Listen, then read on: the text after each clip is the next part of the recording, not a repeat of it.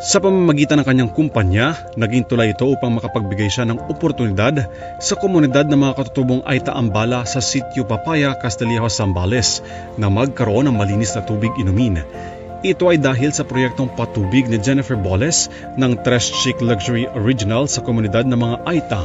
Tapos, ang kailangan lang naman talaga nila, since mataas yung sa Zambales, kailangan nila ng hose na aakyat kasi masyadong mahaba yung kailangan nila. So, yun yung naibigay namin doon. Tapos ngayon, ang update nila sa akin, nung nila Datu, ang update nila sa akin ay may patubig na sila, tapos nakakapagtanim na sila ngayon. Ang dating pahirapan ng mapagkukunan ng malinis na inuming tubig, binigyan solusyon ni Boles na isa sa mga ituturing na kritikal na pangangailangan ng komunidad.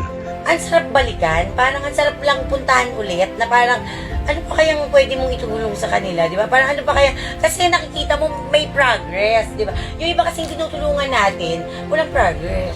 Ako po'y nagpapasalamat sa inyong tulong patubig sa amin po dito sa Sitio Papaya. Malaki na pong tulong sa amin, sana po ay madagdagan pa itong tubig po para makaabot pa po sa isang lugar pa po. Pero maliban dito, kabi-kabilang outreach program din ang isinagawa niya hindi lang sa mga underserved communities kundi maging sa mga persons deprived of liberty sa Lipa City Jail. Matapos mapakinggan ang kahilingan ng mga PDLs, kaagad na itinupad ito ni Boles. Sinundan din ito ng kanyang live selling program sa social media kung saan ang proceed ng kanyang pagbebenta ay mapupunta sa mga PDLs na nangangailangan ng pampiyansa upang makalaya sa piitan. Ilan lamang ito sa mga proyekto at programa ni Boles para sa mga Pilipino. Nakakatuwa, nakaka-happy lang na puso. Kung ano yung pakiramdam ng pagtanggap na pinapalakpakan ng ibang tao.